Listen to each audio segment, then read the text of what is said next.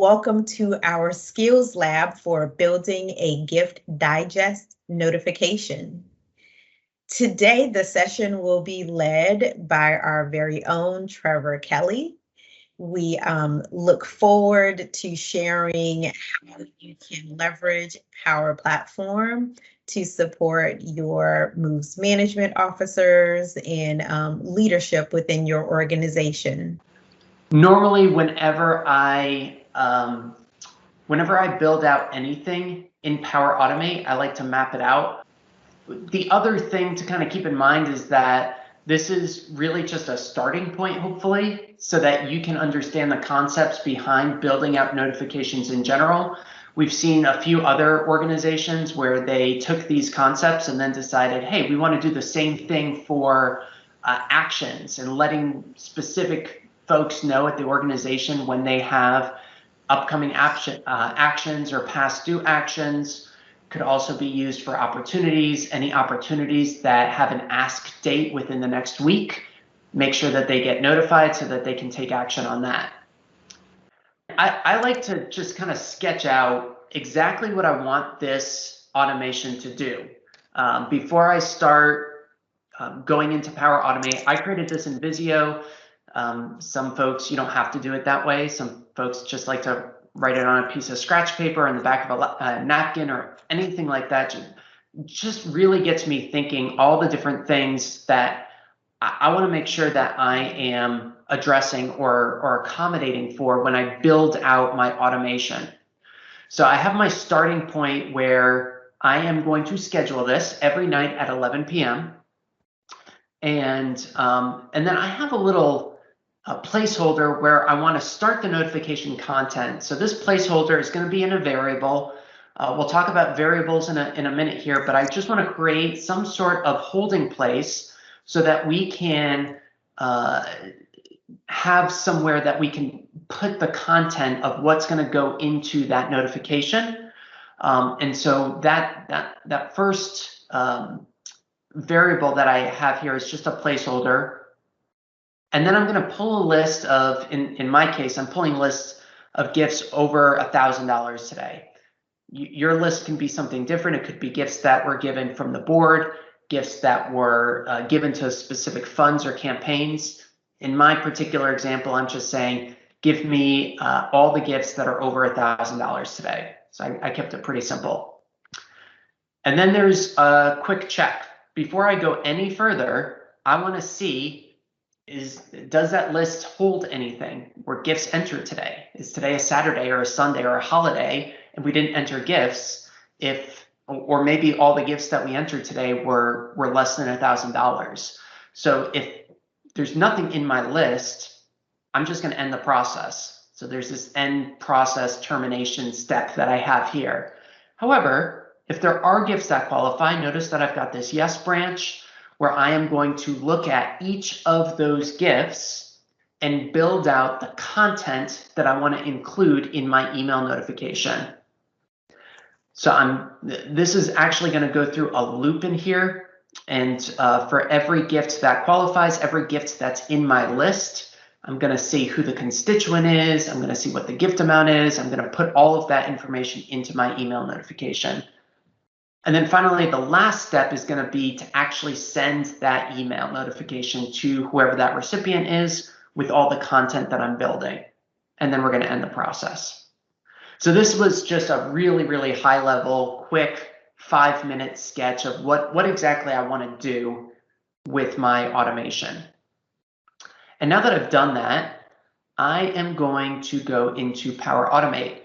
So this is where, again, if you are following along, it probably would help if you've got maybe a second monitor, or if you can maybe somehow reorganize the real estate on your screen so that you can follow along with what I'm doing, and then also be able to try to try this and go along with me.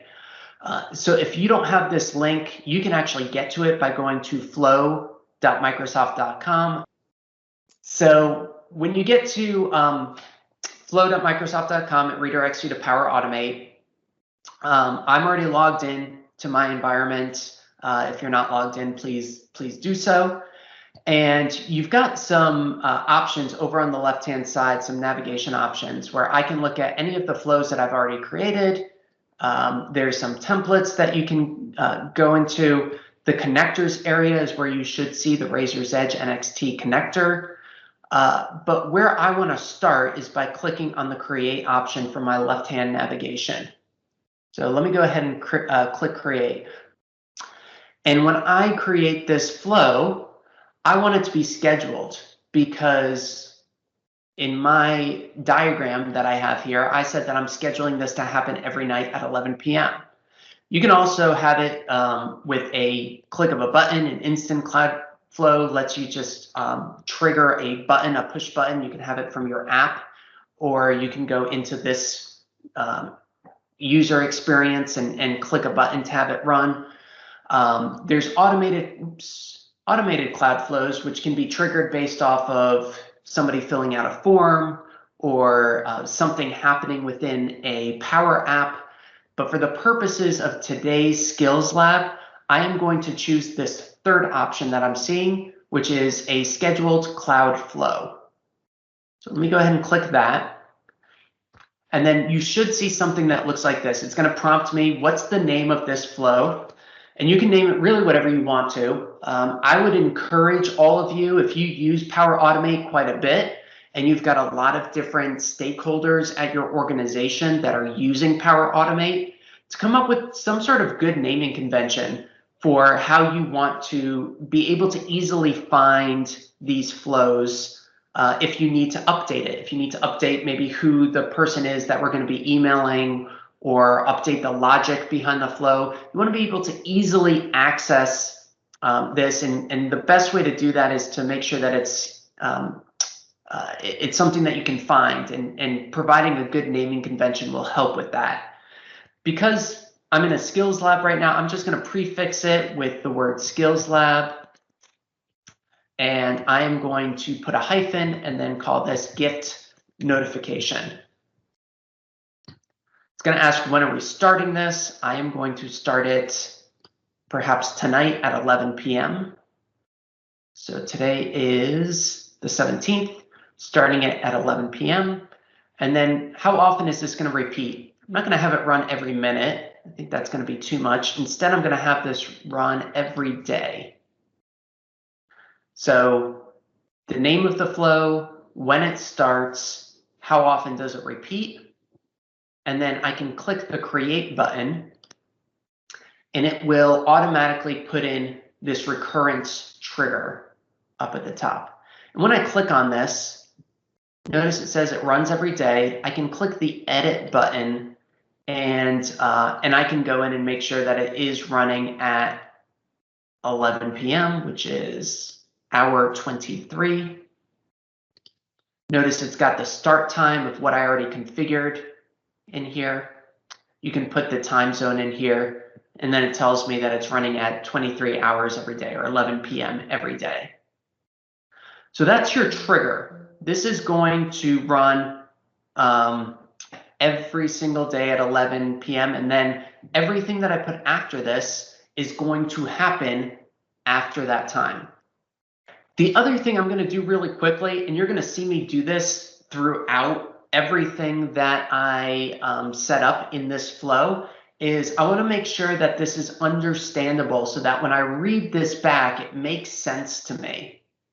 So I can, in these ellipses, or these three dots that you're seeing where I've got this recurrence trigger, I'm going to click on that and then choose the option to rename this, because recurrence doesn't really mean anything to me. Instead, I'm just going to say every day at 11 p.m.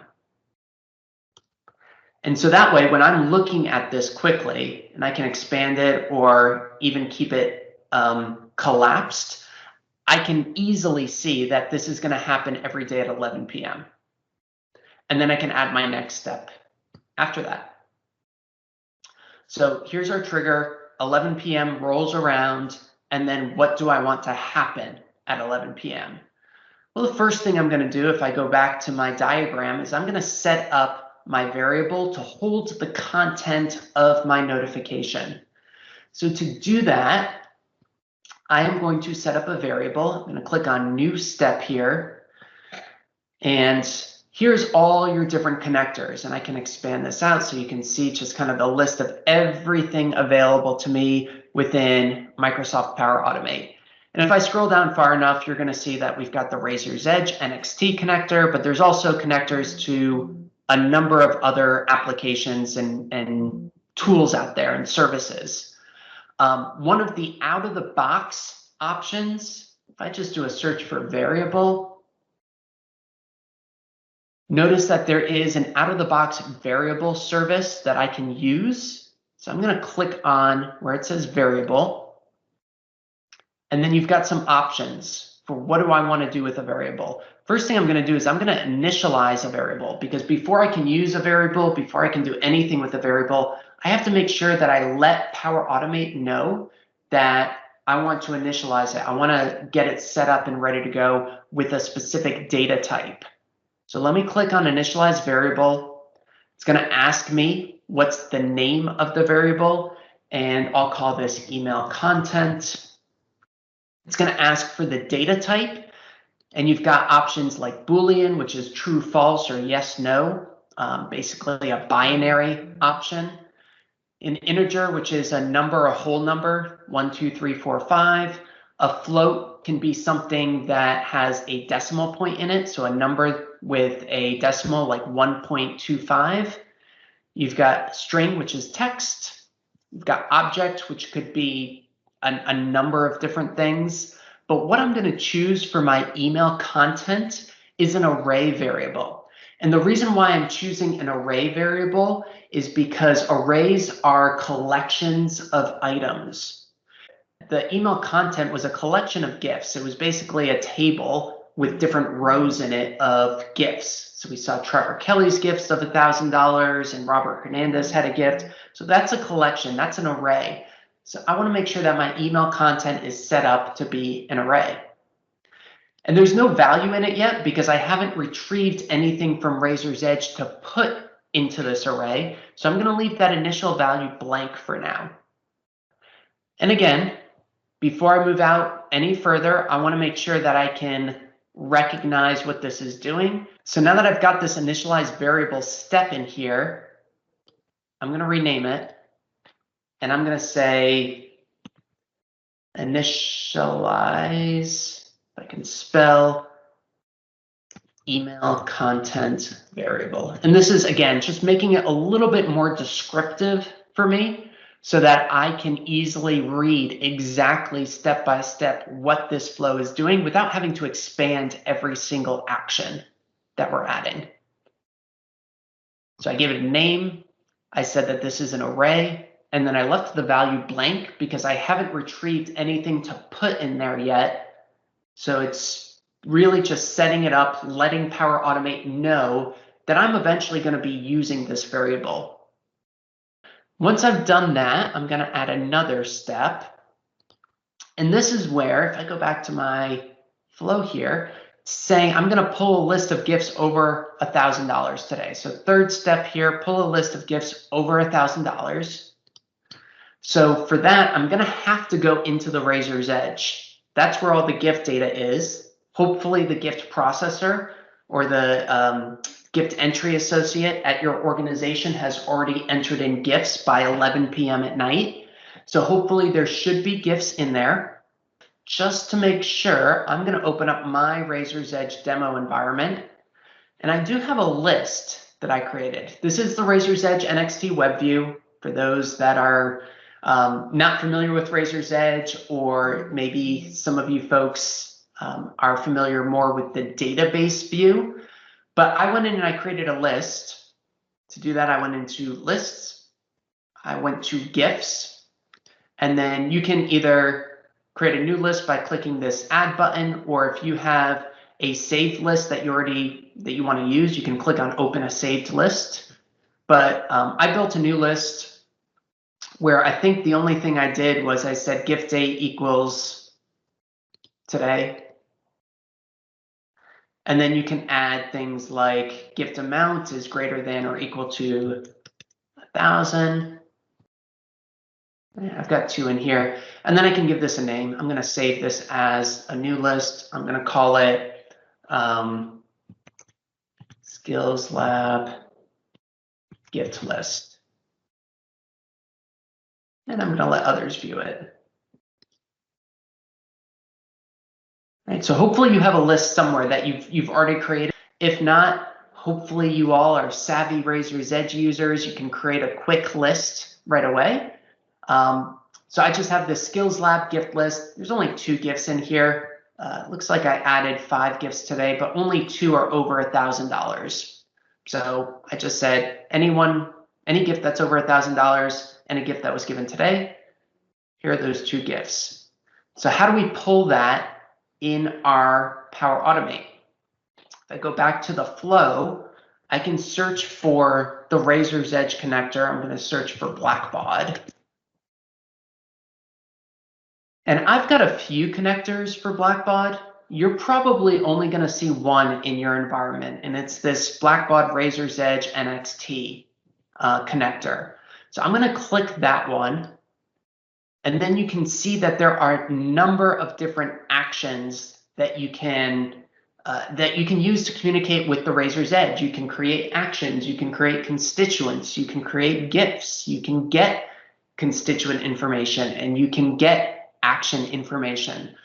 If I wanted to just get a list of GIFs, I'm going to type in the word list GIFs, and notice that the list GIFs action pops up. So I'm going to click on that. And then you should see something that looks like this. So when we get to this step for list GIFs, notice the first thing that it asks us is which list are we going to pull from? And if I click the down arrow, well, let me take a step back. If you're not seeing any of this, it probably means that you need to log into the Razor's Edge. So you will have to go in, and it should prompt you to add a new connection to the Razor's Edge NXT. When you do that, you'll get a nice little sign-in option so that you can log yourself into Razor's Edge NXT. And then you should be able to see these different options here. Here's the drop down where I can choose which list from my Razor's Edge NXT database I want to use. So we had, what was it called? Skills Lab gift list. So notice that that list that I just created is right here. Skills Lab gift list. So I'm going to use that. Again, if you don't want to use the list, you don't have to. If I were to leave this blank, and instead I could say, give me a list of all the one-time gifts, or give me a list of all the gifts that were given to this fund ID, or give me a list of gifts that were given on these particular start and end dates. So you can use these filters in the Blackbaud connector if you want to. For me personally, I always find it easier to just leverage the list that was created in the web view of Razor's Edge NXT, because that way, if for whatever reason your criteria changes for what you want to use for this particular notification, you don't have to come back into the Power Automate flow. You can just update it right from the Razor's Edge.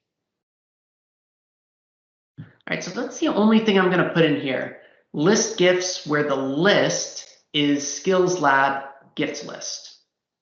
And again, I am going to rename it so that it is easier for me to understand. List gifts given today over $1,000. And hopefully it will accept that. Sometimes when you rename these actions, it doesn't like funky characters like that $sign. It might not like that, but we'll see. So I've got 3 steps here. I've got my trigger, which is the recurrence. I've got my placeholder variable, and now I've got a list of gifts that I've retrieved.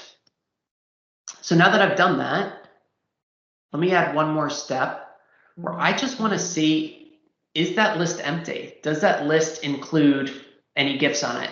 Because if today's Saturday or today's a holiday, I don't want this flow to go any further if nothing's been entered or if no gifts meet that criteria. There's no need for me to email anyone. So let me do a quick condition.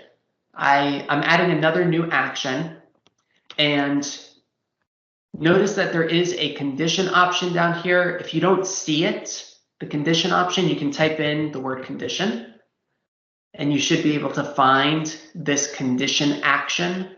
And the condition is your if then else type of logic, where I'm going to say if the list includes includes items in it, then I want it to actually start doing stuff for the email. But if it doesn't include any items in it, then there's nothing else for me to do here. So it's going to ask me to choose a value on the left side of this. And notice what happened here. From the previous action that I put in, list gifts given today over $1,000, I've got some data that I can use. And one of those data elements is the count, the number of items in that list. And that's exactly what I want. So I'm going to take this count option, and you've got your different operations: is equal to, is not equal to, is greater than, is less than. I'm going to say is greater than or equal to 1. And what this is doing is it's setting up a condition that says if the number of gifts in this list is greater than or equal to 1, what do I want to happen if the answer to that is yes? And what do I want to happen to that if the answer to that is no? So I will again rename this if gifts meet that criteria. And then I've got a branch here. If yes, what do I want to happen? If no, what do I want to happen? And sometimes you might want an email to go out that lets folks know that no gifts met the criteria today. If you want to do that, you can add an action under the no column that just sends out an email notification letting whoever know that no gifts met the criteria for today. But if not, you can just leave this blank. It's just not going to do anything. So most of what I want to do is go under the if yes. So now that I have that condition, I'm going to start going down this left branch where if yes, if I've got records in my list, then what do I want to happen? Well, I want to iterate through every single gift in that list, and I want to get the constituent information, right? Because one of the things that I pulled in my email is the constituent's name. You don't see the constituent name in the gift record. You see that in the constituent record. So the first thing I have to do is actually get the constituent record from the gift record. Does that make sense? So I'm going to add an action. I am going to scroll down so that we can see this better. I'm going to go back to the Blackbaud connector. And here it is, Blackbaud Razor's Edge NXT. Click on that. And then if I want to get constituent information, there is an action called get constituent. Type in get constituent, or you can just scroll through and see if you can find it. Here it is, get a constituent. It's the first item that I see after I do a search for get constituent. And that's going to give me all of the constituent biographical information that I might need, like the name of the constituent, their birth date, their any of the constituency codes, any of those things that might be of importance to me, I can get from this get constituent, any of the constituent data that I might want to pull out. And the only thing that it asks me for when I say get a constituent is which constituent. What is the constituent's ID? It's really important that it, and you can read this in the helplet here, it's saying it needs the system record of the constituent to get. And just so that you know what the system record ID is, I'm going to open up one of these records. It is the ID that you see within the URL of the record. So Brian Cook's system record ID is 15023. That is not his lookup ID, which is 14522. So this can get really confusing really fast for folks that are not familiar with all the different IDs that constituents have. You have a constituent lookup ID, and in this case, it's 14522, but you also have a constituent system record ID. And in this case, Brian's is 15023. In Power Automate, it likes to use the system record ID. So it's telling me what is the system record ID of the constituent to get. And so if I were to try to get Brian's information, I would put in 15023 in here. But I don't want to just get Brian's information. I want to get every constituent that might be in my gift list. So I'm actually going to click within here and notice that the dynamic content flyout offers me some information from the gift list. And one of those things is the constituent ID. And if I look at the text below it, it tells me that it is the system record ID of the constituent associated with each gift. So let me click on constituent ID. And something magical happened just now. And you might not have caught it, but what it did was it automatically put in a loop, an iteration that goes through, and it says apply to each, which means whether there's 3 gifts in this list, 5 gifts, 10 gifts, or 500 gifts, it is going to get constituent for each of those gifts. It's going to get the donor's information. So I'm going to make this easier on myself and rename this. And instead of it saying apply to each, I'm going to say for each gift record in my list. And then instead of it saying get constituent, I'm going to rename this to say get the donor's information.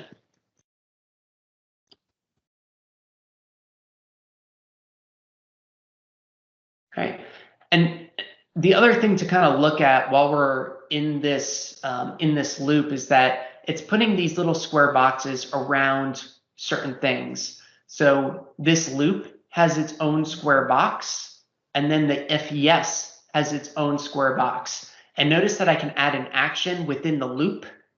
I can also add an action within the the condition if yes. So I want to make sure that I'm really, really careful and understanding where I am within this flow so that I can add actions in the appropriate place. Trevor, we have a question. Elaine said that she has a red constituent ID is required. I think she ran into an error. Yeah, you have to put in a constituent ID when you get a constituent. So for this, I populated it from the list gifts today over $1,000. There is a constituent ID option that you can choose, and that's going to pull in the constituent's ID from the gift list and put it into the get a constituent action. There's a lot of areas within Razor's Edge where you're dealing with lists or you're dealing with multi-valued fields. And we'll run into this in a little bit because things like funds are multi-valued fields. You can have 6 different funds associated with a single gift. So just something to kind of keep aware of and make sure that you know where you are when you're adding actions, especially if you're adding actions within loops. Make sure that you understand what exactly it's doing so that you don't end up doing these runaway loops that are doing things multiple times that probably shouldn't be doing that. All right. So I think I have all the information that I need, at least for now. in order to build out my email content. I've got the gift information because we called that above where we said list gifts today over $1,000. And that's going to include things like the, the gift ID, the payment method, gift type, gift amount. All of that should be where we say list gifts. And then I've also got the constituent information or the donor's information, which might include things like their name and any other information about the constituent that we might want to pull into our email content. So I think at this point, we're ready to start building out what that looks like. And remember, the very first step that we did at the very top was we initialized that email content variable. And we said that it was an array, which is a collection. I want to start adding items to that collection down here. So I'm going to do it within my loop. I'm going to append items to the collection. So every time it goes through the list and we look at the next gift, we add another item to the collection. So I'm going to click on add an action. And I'm going to go back into that variable service.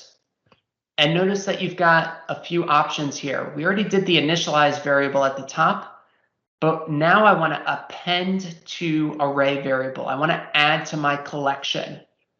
And it's going to prompt me, it's going to say, what is the variable? And I only have one, and it's called email content. So I'm going to use that one. And then what are we adding to that? And the value that we're adding is whatever you want to display in your email content. The way that you have to do this, though, is very, very specific. It requires a syntax known as JSON in order to actually add items to the variable. And what that syntax looks like is it has to be encapsulated with curly braces. So I'm going to start by doing that. I'm going to do an open curly brace. I'm going to hit enter a few times, and then I'm going to do a close curly brace. And then in between, I'm going to indicate what is the column that I'm going to be adding and what is the value of that column. So if I wanted something like the donor's name, I'd have to put that in quotes first. So quote, donor name, end quote. And then I have to associate that with a data element from the Razor's Edge. So I'm going to put a colon here.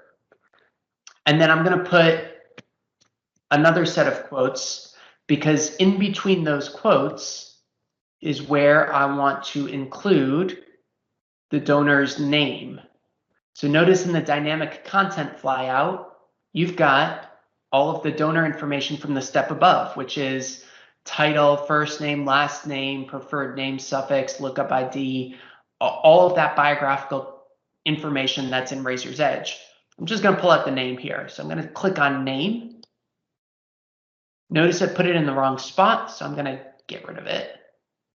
Make sure your cursor is in between those two quotes. And let me add name here. So the first thing that I'm going to include in my email content is the name of the donor. And the way I did that was within those two curly braces, I put quote, donor name, end quote, colon, and then a quote, and then I pulled the data from the dynamic content. And that name was where we said get a constituent or get the donor's information. And I'm pulling it from the constituent record, the name of the donor. Now I want to include more information, so I'm going to put a comma here. I want to include gift amount. I'm going to type in gift amount is my next field. End quote, put a colon, and then I'm going to put my two quotes and then put my cursor hopefully in the right spot. And I would definitely use this search bar at the top where it says search dynamic content, because otherwise, especially when you start calling the Razor's Edge 5 or 6 different times, this list is already getting pretty long because I've not only have all of the information about the donor, can keep scrolling here and you see email, phone number, address information, spouse information. Can keep going here. But I also have information about the gift if I keep going. So from that list gifts given today, I've got the receipt number, the check number, gift type, batch number. So you've got a lot of data that you can pull from to add to your digest. I'm just going to search for amount. So let me do a search here and find amount. And then notice I've got a number of different amount fields. I've got under the donor information, how much their matching gift company matches, which I don't want. But under list gifts, I've got the amount value of the gift. So I'm actually going to choose this amount value and put that into my digest. All right. Put another column, comma here, because I've got more that I want to add. Maybe something like the gift date. Should all be today, but I'm going to add it anyway. Put that in quotes, a colon, and then instead of searching the amount, I'm going to search for date. See if I can find under my list gifts, where does the date field live? There it is. It's just called date, the gift date. Put that in there. And I can keep going. I'm just going to add one more. I'm just going to say gift type. So that I know if it's a one-time, if it's a pledge, if it's a recurring gift. Let me see if I can find gift type. I'm going to search for type. I don't want the type of constituent. So again, keep in mind what you're looking at here, where it says type. I don't want the donor's information. I'm going to scroll down to the type that lives under the list gifts because I want the gift type. I'm going to click on type down here. And then I'm going to close my quote, and that should be it. So for every gift, I'm going to loop through and add whatever data I want to include in my email content into this array. And this is what it should look like. It should be the field name and then what the data is for each of those fields. And so we put it into this JSON format because that is how Power Automate is going to be able to understand and leverage it. So if you're missing something in here, if I forgot a comma and I click off of it and validate it. So you need a comma after each line, except for the last one, because we need to let it know that this is the last field that we're adding. There's no comma after it. But if there's more data coming, you need a comma after each of those. So I put commas after the first three. Yeah, and if you're missing a curly brace or anything like that and click off it, it is going to yell at you, or it should. So yeah, it validates on the fly whether or not you've got correct syntax for your JSON code. All right. So let me rename this. Again, just kind of good practices to make sure that I know exactly what this is doing. Add each to the array or to the collection here. And by the time we go through all of the gifts, we should have a collection of those 3, 4, 5, or 10 or 500 different gifts that are in that list with these 4 fields that it outputs. So that's really all I need to do when I'm looping through. So it's going through each of those and it creates that email content variable. And then once that loop is complete, I'm going to add another action to convert that array into an HTML table that we can then embed right within an email. So I can add a new action, but I don't want to add an action here. And the reason why I don't want to add an action here is because look where that is. It's within the box of this loop. So I can make things easier on myself and just say, I'm done looping through all of those gifts. I'm going to collapse this loop. So I can just click on the heading and it collapses it. It goes through, it adds all that content into the array, and the loop is done. And now I can add an action underneath that, because at this point, that array should have content in it. And there is an action. I'm just going to type in HTML table, because that's what I want to create. I want to create an HTML table that I can then put into my email. And if I scroll down at the very bottom, notice there is a create HTML table option. That's what I'm going to choose. And it's going to ask me, where am I creating the HTML table from? And when I click on that, I'm going to choose my content variable under dynamic content. So I'm collapsing my loop because I'm done looping through all the GIFs. Now that my email content should have data in it, it should have everything that we added in when we appended to that array. I created an HTML table. So when you add an action, you can create HTML table. And then I am taking the data from that variable, and I was able to find it because under dynamic content, there is under variables that email content variable that we have. This is available on our showcase area. I think I included a recording of when I had done this previously. You can download this and import it into your own environment, and then use the working one that I've already created. If it's for whatever reason not working for you here. So the last action that I'm going to add here is an email action. And depending on what you guys use at your organization, it's completely up to you. There is a Gmail connector. If you type in Gmail, you can use that. There's also a generic mail connector. If you've got people that are using both Gmail and Outlook and something else, you can just use this generic mail connector. There are some limitations with that, however. I like to use the Outlook one, but again, it's up to you guys. So I'm going to use Outlook here to send it, and notice that I've got Office 365 Outlook. I'll click on that, and then there is a send an email action that I'm going to click on. And here's where I can specify who is receiving this email.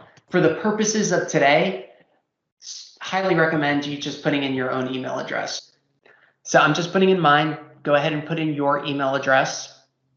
Again, if you're not already connected or signed into your Microsoft account, it should prompt you before you see this. So you might get a prompt asking you to create a connection, and then log in using your Outlook credentials. Same thing if you're using Gmail.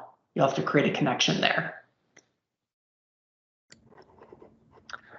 Subject can be whatever you want. I like to put in the number of GIFs. So I'm going to say there were, and then I'm going to leave a space after that, because I'm going to take that count item that we saw before under dynamic content on the right-hand side. I'm going to say there were count large GIFs today. So if there were 3, if there were 5, if there were 8, it's going to say there were 8 large GIFs today in the subject line. So without even opening up the email, I'll immediately understand how many large GIFs there were.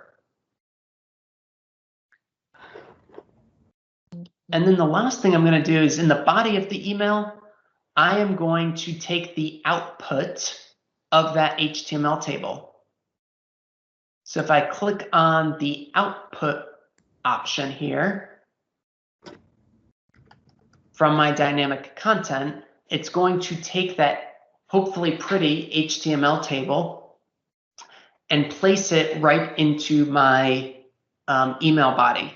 So I'll be able to see the donor's name, the amount, the gift date, and the gift type.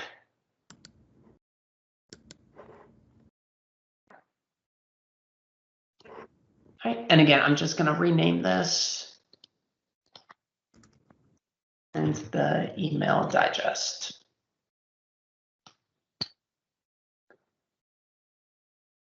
So I'm going to save this and see if it works. There is a very good chance that it won't work because normally whenever I'm going through this the first time, it's you know, it might give me an error, or maybe it doesn't look exactly the way I want it to look. But let me go ahead and test this. Once I save it, I can click on the test option. I'm going to choose manual test because I'm not going to wait until 11 p.m. tonight to run this. I'm just going to check manually. Hit the test button. And then it's going to say, do you want to review the connections and actions? I'm just going to say run the flow. And then when I hit done, it does give me kind of, it shows me what it's working on right now. So it's going through that list. And then I've got green check marks all the way down. I can, let me switch over here. See if I got an email. Looks like I did. You can see my email here. It doesn't look great, but so this is what I just received, where I've got the donor's name, the gift amount, gift date. There are ways that you can format some of these numbers and dates, which I think we'll probably just have to follow up with a recording on how that works. Thank you for your time and attention today. Have a good remainder of the day. Thanks, everyone.